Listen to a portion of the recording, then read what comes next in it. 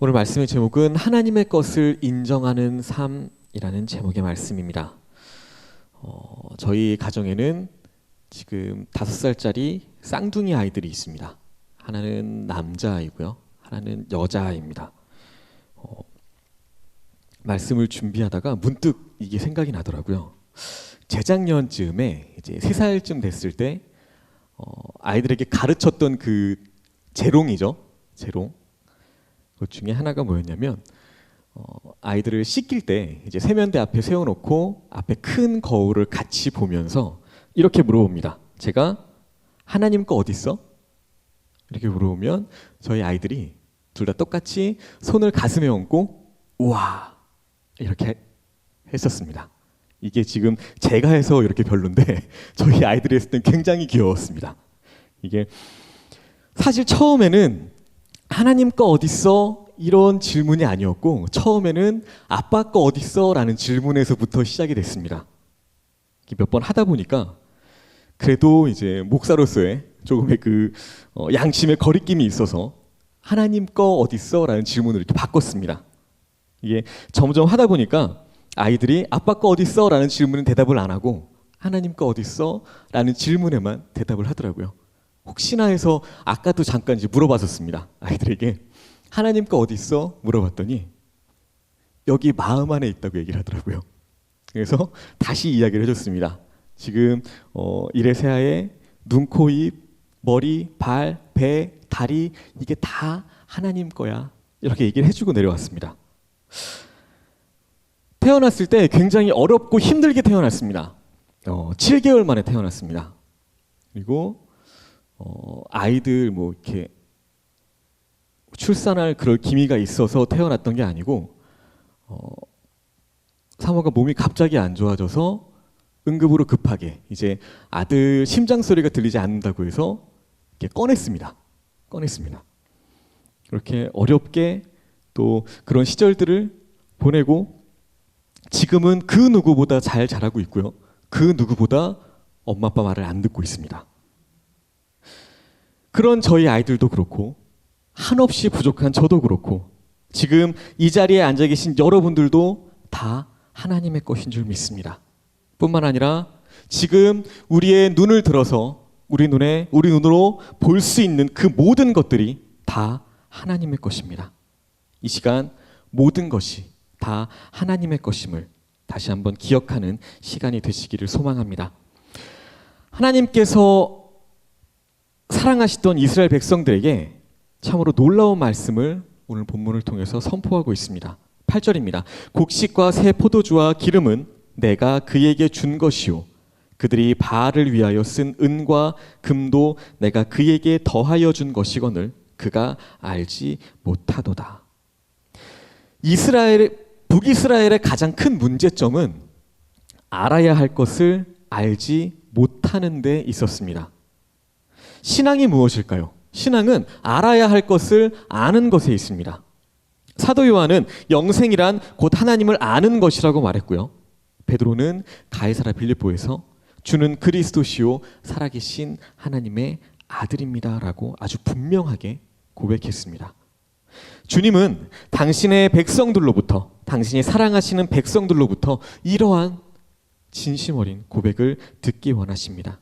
하지만 오늘 본문 말씀에 보시면 이스라엘 백성들은 주님께서 듣고 싶어 하시는 이 고백과는 전혀 반대되는 그러한 생각을, 그러한 이야기를 하고 있습니다. 자신들에게 금과 은을 내어준 자가 바알이며 곡식과 새 포도주와 기름을 준 자도 바알이라고 믿고 있는 것입니다. 5절을 보면 분명해집니다. 나는 나를 사랑하는 자들을 따르리니 그들이 내 떡과 내 물과 내 양털과 내 삶과 내 기름과 내 술들을 내게 준다 하였습니다. 지금 이 북이스라엘 백성들은 엄청난 착각 속에 빠져 있습니다. 그렇다면 이들이 왜 이런 착각에 빠지게 되었을까요? 모세와 함께 했던 이스라엘 백성들은 430년 동안 머물렀던 애굽 땅에서 그 생활을 마치고 출애굽합니다. 그리고 광야를 지나서 가나안 땅에 들어가기까지 40년 동안 떠돌아다니면서 광야에서 유목 생활을 하게 됩니다. 사람조차 살기 힘든 척박한 땅입니다. 마실 물도 드물 뿐더러 먹을 양식조차 찾기 어려운 지역입니다. 그런 곳에서 40여 년간의 생활을 한다는 것, 이것은 결코 쉽지 않았을 것입니다. 신명기 8장 4절에 나오는 대로 하나님께서 이 40년 동안에 이스라엘 백성들과 함께 해주셨습니다. 그들을 지켜주셨습니다. 그 지켜주신 내용이 신명기 8장 4절에 나오는데요. 이스라엘의 의복이 헤어지지 않게 해주셨습니다. 그리고 그들의 발이 부르트지 않게 해주셨습니다. 이렇게까지 하나님께서 그들과 함께 해주시고 지켜주셨음에도 불구하고 이스라엘 백성들은 그것을 기억하지 않았습니다. 오히려 그 땅 가운데에서 척박했던 환경을 탓하고 불평하고 원망했습니다. 그렇게 40년이란 시간이 흘러서 드디어 젖과 꿀이 흐르는 가나안 땅에 들어가게 됩니다. 그 땅에 오랫동안 거주하고 있었던 가나안 민족들을 몰아내고 그들의 땅에 정착하게 됩니다. 하나님께서 약속하셨던 대로 그 땅은 역시나 젖과 꿀이 흐르는 굉장히 비옥한 땅이었습니다. 그런데 이 새로운 환경, 새로운 땅에 정착한다는 것, 이건 쉬운 일이었을까요? 애굽 땅에서 농사를 경험해 본 출애굽 1세대들은 이미 가나안 땅에 들어오기 전에 다 죽었습니다. 지금 가나안 땅에 들어와서 정착해 살고 있는 사람들 중에 과연 이 농사를 경험한 사람이 몇이나 있었을까요? 아마 이스라엘 백성들은 농사법을 배워야 했을 겁니다. 정착한 생활 가운데에서 살아가는 방법을 습득해야 했을 것입니다. 그리고 그것을 가나안 토착민들에게 배웠습니다. 그런데 문제는 이 농사를 가르쳐준 가나안 토착민들이 하나님이 아니라 비와 풍요의 신이었던 바알을 숭배하고 있었다는 겁니다. 이 사람들은 농사를 짓는 방법이나 의식이나 모든 그 전반적인 생활에서 아마 바알을 섬기는 모습을 풍기고 있었을 겁니다. 그리고 그러한 행동들을 오래전부터 아무렇지도 않게 일상적으로 해오면서 살아왔을 것입니다. 농경 생활에 대해서 아무런 지식과 경험도 가지고 있지 못했던 이스라엘 백성들은 처음에는 그 가나안 토착민들의 농사짓는 방법을 무작정 따라했을 겁니다. 그것이 우상인 바알을 섬기는 일인지도 모른 채로 그렇게 해야 더 많은 수확을 얻을 수 있다고 하니까 그냥 그대로 스펀지처럼 있는 그대로 받아들였을 것입니다. 그렇게 이스라엘 백성들은 가나안 토착민들에게 농사법만 배운 것이 아니라 그들의 신인 바알을 숭배하는 섬기는 방법까지도 그들의 생활로 배워가기 시작했습니다. 그럼에도 하나님께서는 그들을 사랑하셔서 새로운 땅에 정착한 이스라엘 백성들을 위해서 그들의 생활에 필요한 곡식과 기름을 주셨습니다. 약속하셨던 그 풍요가 넘치는 땅에 하나님께서 이스라엘 백성들을 들어오게 하셨으니 그들에게 더 넘치게 풍요롭게 주셨을 것입니다. 그리고 그것을 받은 이스라엘 백성들은 하나님께서 베풀어 주신 것들을 도리어 바알을 섬기는 데에 사용합니다. 그들이 받은 모든 것들을 하나님이 아니라 바알이 자신들에게 주었다고 여기면서 하나님을 찬양하는 것이 아니라 바알을 찬양하고 섬기기 시작합니다. 더 나아가서 바알에 빠져서 이스라엘의 하나님을 잊어버리는 데에 이르게 됩니다. 이 당시의 기록물들 중에 함무라비 법전하고 또 그 중기 아수르 법에 남편이 법적으로 아내에게 매일 생계를 위해서 주어야 하는 그 물품 목록이 기록되어 있다고 합니다. 거기에는 곡식과 기름, 양털 이런 의복을 포함하고 있다고 합니다. 이것들은 이 당시 그 지역에서 생산되고 있던 물건들이었습니다. 이것이 그 지역 지역에 그 경제의 바탕을 이루고 있었습니다. 그뿐만 아니라 신이 백성들에게 하사하는 풍요의 또 다산의 상징이었습니다. 이러한 물품들이 이스라엘 백성들에게 주어졌다는 것은 원래는 하나님의 언약의 완성을 의미했습니다. 가나안은 하나님께서 약속하셨던 언약의 땅이었습니다. 젖과 꿀이 흐르는 아주 비옥하고 풍요로운 땅이었습니다. 하나님께서는 언약을 완성하시면서 더 많은 것들로 풍성하게 당신이 사랑하시는 백성들에게 베푸셨을 것입니다. 하지만 이스라엘 백성들은 자신들이 사랑하는 자들, 즉 다른 신들을 따르기를 선택합니다. 아버지 하나님의 은혜를 깨닫는 대신에 다른 신들을 숭배하고 다른 신들에게 금과 은을 바쳤습니다. 이스라엘은 매일의 생계를 위해서 필요한 물품들을 지급받기 위해서 하나님을 섬긴 것이 아니라 바알 같은 다산의 신, 풍요의 신들을 섬겼던 겁니다. 여기서 이제 우리가 생각을 해봐야 합니다. 저와 여러분들은 어떠신가요? 우리는 누가 만드셨습니까? 우리가 사용하는 것들, 이것은 누가 만드셨고 누가 우리에게 주셨습니까? 우리의 눈에 보이는 것들, 이것은 또 누가 만드셨습니까? 우리가 살아가면서 필요한 것들, 필요할 때에 우리에게 채워주셨던, 우리가 체험하고 경험해왔던 그런 모든 물건들, 생계를 위한 필요한 모든 물건들, 그것은 누가 우리에게 채워주셨습니까? 개역 한글에서는 사랑하는 자들, 이것을 연애하는 자들이라고 표현합니다. 아마 여러분들도 연애의 경험을 다 갖고 계실 겁니다. 만나는 방법은, 시작하는 방법은 수만 가지, 수천 가지에 이릅니다. 또 결혼까지의 그 연애라고 하는 사귐의 과정, 그것을 거치지 않은 사람은 별로 없을 것입니다. 이 연애라는 감정, 이것이 어떤 것일까요? 서로를 알게 되고 호감이 생기고 사랑이 시작되면 상대방의 어떠한 모습이건 간에 그것은 다 사랑스러워 보입니다. 그 모습을 나만 보고 싶어서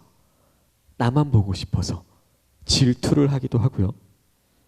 또 그 상대방의 모습을 더 많이, 더 오래 지켜보고 싶은 마음에 헤어지는 것조차, 집에 들어가는 것조차 싫어합니다. 상대방에 대해서 좋은 부분들은 굉장히 크게 보입니다. 그런 시기가 바로 이 연애하는 시기입니다. 작은 것도 커 보이고 심지어 약점까지도, 단점까지도 좋아 보일 때, 이때가 연애할 때입니다. 그래서 이 시기의 특징을 사랑하면 눈이 먼다라고 표현합니다. 이스라엘 백성들이 바알을 사랑하고 바알을 사모하면서 바알의 눈이 멀어버렸습니다. 바르게 판단할 수 있는 그 분별력도 잃어버렸습니다. 떡도, 물도, 기름도, 모든 것을 다 바알이 그들에게 가져다 준다고, 채워준다고 믿기 시작합니다. 물질을 얻기 위해서 하나님이 아닌 바알에게 절을 하고요. 또 인생의 쾌락을 얻기 위해서 하나님이 아닌 바알을 찾아갑니다. 모든 것이 하나님께로부터 왔다는 선지자의 말들, 전혀 귀에 담으려고 하지 않습니다. 오히려 하나님을 더 밀어내고 선지자의 말 듣기를 더 싫어하고 거부합니다. 자녀들이 잘못된 연애를 하고 있을 때에 그것을 바라보는 부모의 심정은 어떨까요? 지금 무슨 이야기를, 무슨 조언을 해주어야 하는데 전혀 들으려고 하지 않습니다. 부모뿐만 아니라 주변에 그 친한 사람들이 그 대상자들을 봤을 때 누가 봐도 잘못된 연애를 하고 있는데 아무리 말을 해주어도, 아무리 조언을 해주려고 해도 듣지 않습니다. 얼마나 답답할까요? 그런 경험을 가진 분들이라면 지금 이 말씀을 훨씬 더 실감나게 이해할 수 있을 것입니다.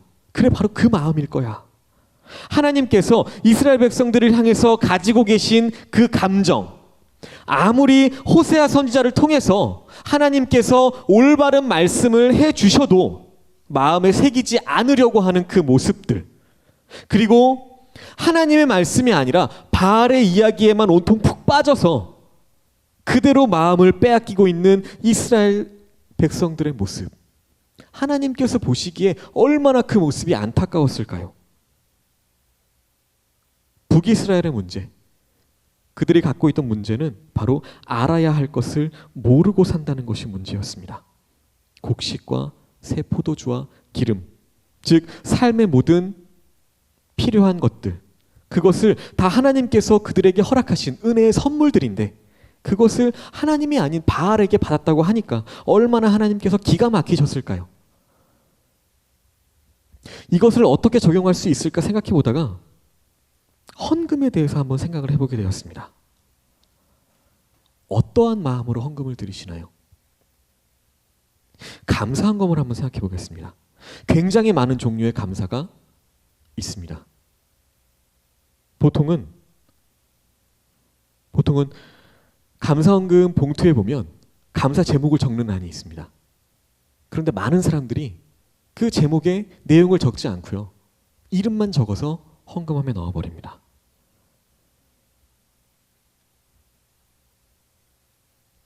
그것에 대한 제 생각은 좀 다릅니다. 이름만 쓰는 것이 아니라 감사의 내용을 정성껏 봉투에 쓸 때에 이미 그 마음을 하나님께서 받으시는 그 은혜가 임하게 될 줄로 믿습니다.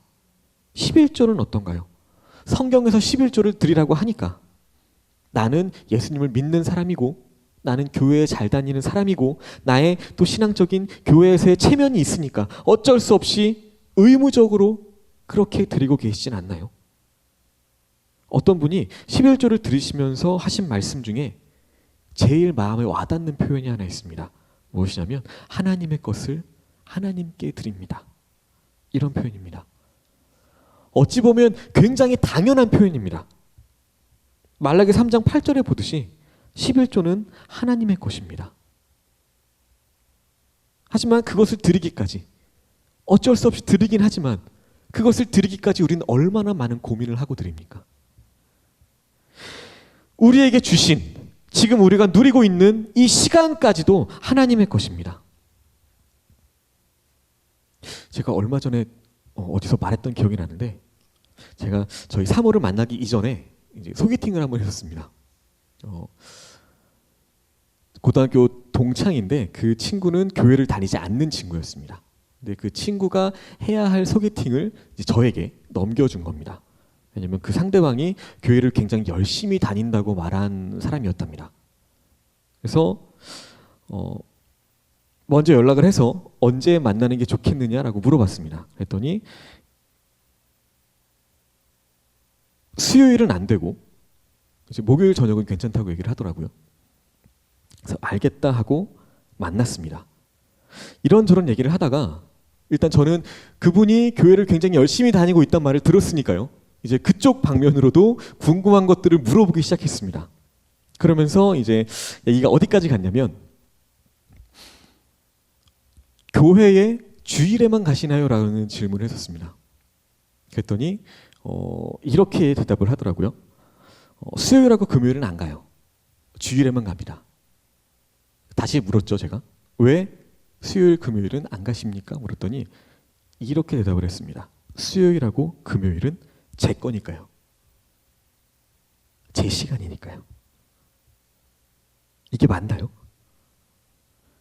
교회에 와서 예배 드리는 시간만 하나님의 시간인가요? 그럼 그걸 제외한 다른 나머지의 시간은 우리 개인의 겁니까? 우리 개인의 거니까 그래서 우리가 하고 싶은 대로 그 시간을 우리 마음대로 사용해도 되는 건가요? 우리에게 있는 모든 것은 다 하나님의 것입니다. 하나님께서 우리에게 맡겨주신 것입니다. 심지어 우리까지도 하나님께서 만들어주셨고 하나님의 것입니다. 저희 자녀들도 하나님의 것이고요, 아빠 거가 아니라 하나님의 것입니다. 베드로전서 2장 9절에 이렇게 말합니다. 그러나 너희는 택하신 족속이요 왕같은 제사장들이요 거룩한 나라요 그의 소유가 된 백성이니 이는 너희를 어두운 데서 불러내어 그의 기이한 빛에 들어가게 하신 이의 아름다운 덕을 선포하게 하려 하심이라. 우리는 하나님께서 택하신 족속입니다. 그렇기 때문에 하나님의 것입니다. 하나님의 소유가 된 백성입니다. 모든 참된 그리스도인들은 하나님께서 택하신 족속입니다. 세상 사람들과는 구별된 사람들인 것입니다. 모든 참된 그리스도의 종들은 죄와 죄인들로부터 구별되어서 그리스도로 말미암아 하나님이 기뻐 받으실 만한 신령한 봉사와 헌물들을 바치는 왕 같은 제사장들입니다. 모든 그리스도인들은 그들이 누구이든 간에 하나님께서 계신, 하나님께서 통치하시는 거룩한 한 나라를 이루고 있는 자들입니다. 그렇기 때문에 우리는 하나님의 아름다운 덕을 선포해야 합니다. 왜요? 우리가 하나님의 것이기 때문입니다. 하지만 오늘 본문에 나오는 이스라엘 백성들은 전혀 그렇게 하지 못했다는 것입니다. 하나님께서 당신의 백성들을 택하셨고 사랑하셔서 셀 수 없이 많은 것들을 분에 넘치게 주셨음에도 불구하고 그들은 바알을 사랑했다는 것입니다. 모든 것이 바알로부터 왔다고 생각했다는 것입니다. 바알이 그들의 주인이라고, 그들이 사랑하는 자, 그들의 애인이라고 생각했다는 것입니다. 결국에 하나님의 최종적인 선포가 오늘 본문 말씀에 나와 있습니다. 9절입니다. 9절 이하에 보면 3번이나 반복해서 말씀하십니다. 내가 곡식을 도로 찾겠다. 내가 포도주를 도로 찾겠다. 너에게 준 양털과 삶을 내가 도로 가져가겠다. 이스라엘 백성들로 하여금 이제 정신을 좀 차리게 하시겠다고 하는 그 하나님의 의지가 반영된 말씀입니다. 여러분들의 신앙생활을 할 때에 지금 이 자리에서 하나님을 찬송하고 하나님을 높이는 그런 여러분들의 모습이 여러분들이 무언가 많은 재산이나 많은 물질을 소유해서 그렇다거나 여러분의 어떤 관계나 지위 때문에 어떠한 여러분의 능력이나 지식 때문이라고 생각하신다면 그것은 한번 염려해 봐야 할 문제입니다. 건강한 부모를 주셨고 승승장구하는 배우자를 주셔서 모든 사업을, 모든 하는 일마다 잘 되는 사업을 주셔서 매사에 남들보다 뛰어난 자녀들을 주셔서 어느 사람 못지않은 건강을 허락해 주셔서 그래서 여러분들이 하나님 앞에 감사의 제목을 가지고 있다면 염려해 봐야 할 문제입니다. 왜요? 다르게 말하면 그렇게 우리가 여유가 있으니까 하나님께 예배하는 것은 아닌가? 이렇게 질문해 볼 수 있기 때문입니다. 하나님을 경외했던 욥을 사탄은 인정하지 않았습니다. 사탄이 하나님께 가서 이렇게 말합니다. 하나님께서 욥에 대한 그런 이야기를 사탄이 했을 때에 욥, 그래 욥 내가 인정하는 사람이지. 욥은 흠잡을 데가 없는 사람이야. 하지만 하나님의 이 말씀에 사탄은 동의하지 않습니다. 하나님, 그건 모르는 말씀입니다. 지금 욥이 하나님을 경외하고 하나님의 말씀 안에 사는 것, 이것은 반드시 이유가 있을 겁니다. 그가 지금 가지고 있는 소유가 많기 때문이고 그가 원하는 모든 것을 자기 뜻대로 성취했기 때문입니다.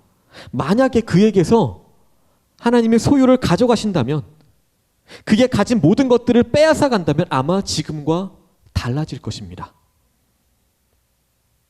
이 사탄의 말, 이것이 세상에 우리를 보는 기준입니다. 세상에 우리를 보는 눈입니다.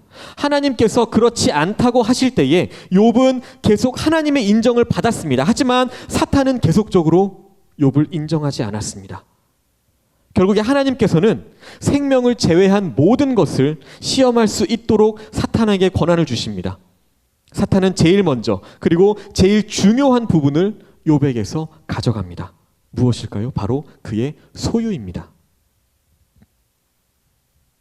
믿는 사람들 중에도 간혹 이런 이야기를 쉽게 하시는 분들이 계십니다.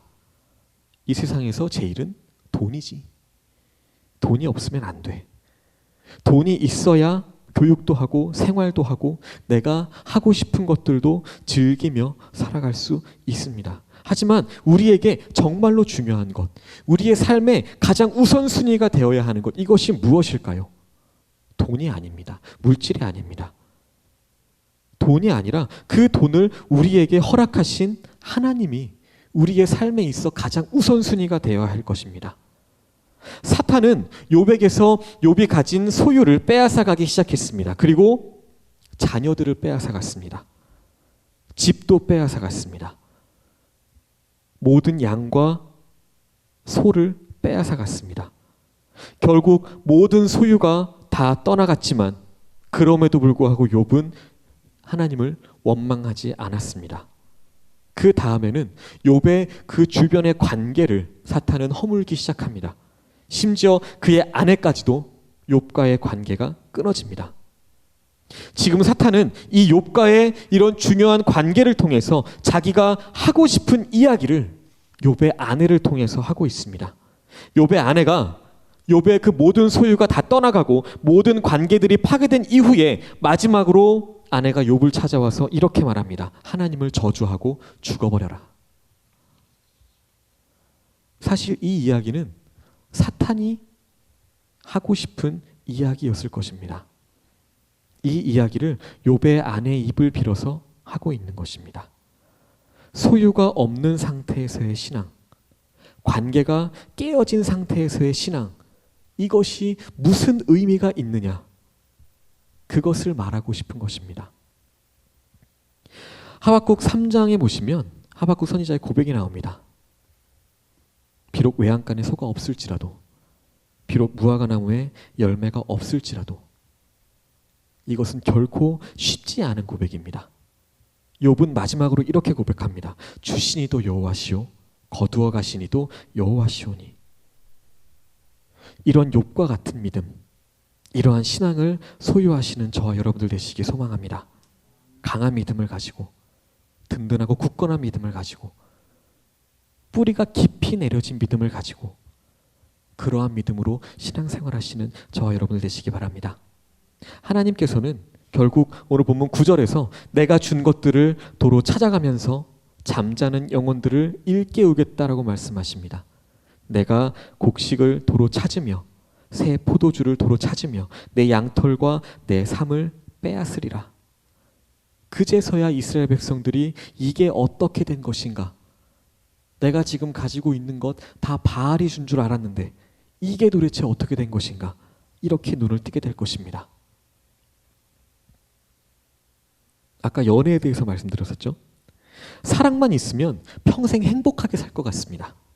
아무것도 없어도 사랑만으로도 살 것 같습니다. 그렇게 시작한 부부들이 결혼식을 올리고 화려한 신혼여행을 다녀오면 그제서야 느끼기 시작합니다. 아, 이게 이제 현실이구나. 결혼은 우리 이상만으로는 되지 않는 것이구나. 그때부터 알게 됩니다. 하지만 이미 사랑하고 그런 연애의 단계에 들어가면, 사랑이라는 감정이 생기기 시작하면 다른 말은 귀에 들어오지 않습니다. 그리고 그 관계에 대해서 반대하는 주변 사람들만 미워지게 되고요. 반대를 하면 할수록 더 둘만 애틋해지게 됩니다. 오늘 이스라엘의 상태가 그랬습니다. 하지만 하나님께서는 그들에게 아주 분명한 의지를 가지고 말씀하기 시작하십니다. 너의 모든 것들을 내가 도로 찾으리라. 너에게 주었던 명예, 너에게 주었던 건강, 너에게 주었던 모든 소유를 내가 거두어 가겠다. 이것은 그가 미워서 이렇게 말씀하시는 것이 아닙니다. 북이스라엘 백성들이 미워서가 아닙니다. 오늘 말씀은 굉장히 역설적인 메시지가 많습니다. 10절을 보시겠습니다. 이제 내가 수치를 그 사랑하는 자의 눈앞에 드러내리니 그를 내 손에서 건져낼 사람이 없으리라. 사랑하는 자. 지금 북이스라엘 백성들이 사랑하는 자가 누구인가요? 연애의 상대가 누구인가요? 바로 바알이고 우상입니다. 바알이 자신을 그렇게 사랑해서 바알이 자신에게 모든 것을 주고 있다고 생각했었습니다. 저 앞에 5절에 가보면 이렇게 말합니다. 나는 나를 사랑하는 자들을 따르리니 그들이 내 떡과 내 물과 내 양털과 내 삶과 내 기름과 내 술들을 내게 준다 하였습니다. 그래서 바알을 쫓아갑니다. 그런데 그것을 가져옴으로써 하나님께서 다시 가져오심으로써 그들로 하여금 비로소 눈을 뜨게 만드시겠다는 것입니다. 아, 내가 지금 누리고 있는 모든 것들이 바알에게서 온 것이 아니었구나. 그들을 가렸던 모든 것들을 벗겨버림으로써 수치스러운 인생을 또 부끄러운 인생을 살게 하시겠다는 것입니다. 11절에 보면 모든 희락과 절기와 월삭과 안식일과 모든 명절을 폐하시겠다고 말씀합니다. 절기가 무엇인가요? 명절이 무엇인가요? 이 절기와 명절을 통해서 이스라엘은 가족이 만났고 민족이 만났고 그래서 그들은 그 절기를 통해서 하나님께 제단을 쌓았습니다. 제단을 통해서 하나님을 만났고 하나님을 찬양했고 하나님께 감사했고 하나님께 영광을 돌렸습니다. 하지만 언제부터인가 그 절기가 하나님께 드려지는 것이 아니라 그 드려지는 대상, 받는 대상이 바알이 되었다는 것입니다. 마치 성탄절을 상술로 이용하는 그런 사람들처럼요. 예루살렘에 예수님께서 십자가를 지시고 올라가신 그 길을 비아 돌로로사라고 부릅니다. 그 지역은 팔레스타인 지역이랍니다. 팔레스타인들은 예수님을 그리스도로 인정하지 않는답니다. 그런데 그 예수님께서 십자가를 메고 걸어가신 그 길에 온통 팔레스타인인들이 예수님과 관계되는 조각과 기념품들을 팔고 있다고 합니다. 그것으로 생계를 꾸려가고 있다고 합니다.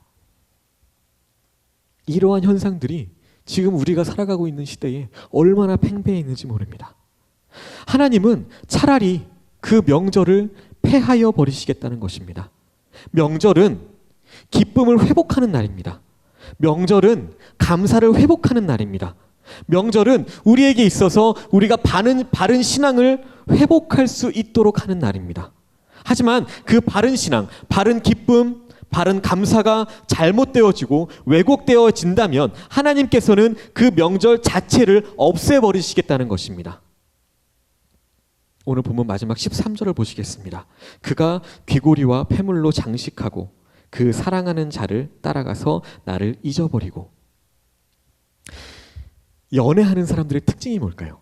우리가 연애하는 사람들을 어떻게 발견할 수 있을까요? 연애를 하기 시작하면 자신을 꾸미기 시작합니다. 남자고 여자고 할 것 없이 예뻐 보이기 위해서, 더 예뻐 보이기 위해서 자신을 치장하고 자신의 외모를 가꾸기 시작합니다. 그래서 부모님들이나 주변의 친구들이 그것을 보고 연애하는구나 알게 됩니다. 외형적으로 연애를 하면 사랑에 빠지면 티가 난다는 것입니다. 바알을 사랑하는 이스라엘 백성들에게 이러한 외형적인 변화가 일어나기 시작합니다. 귀고리와 폐물로 장식을 한다는 것입니다.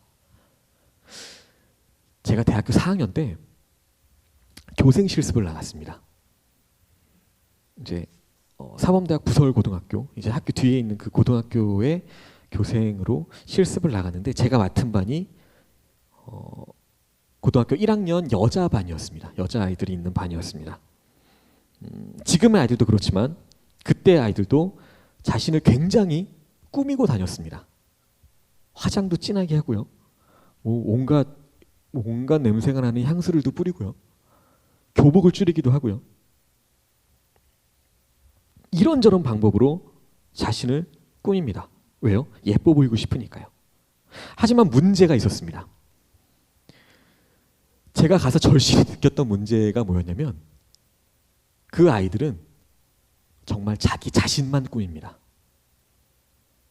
주변의 환경이 어떻게 변하건, 주변에 쓰레기통이 넘쳐서 정말 농담으로 쥐가 거기 살고 있다고 해도 그들은 그 아이들은 자기 자신만 꾸몄습니다. 심지어 뒤에 사물함 문을 여는데 온갖 것들이 쏟아져 나옵니다. 먹던 과자며 쓴 휴지며 온갖 것들이 쏟아져 나오는데도 그것들을 신경 쓰지 않습니다. 주변에 뭐가 있건 뭐가 떨어져 있건 어떻게 지저분하건 뭐를 흘렸건 전혀 신경 쓰지 않습니다. 그냥 딱 하루 종일 자기 자신만 꾸밉니다. 바꾸어 말하면 이게 뭘까요?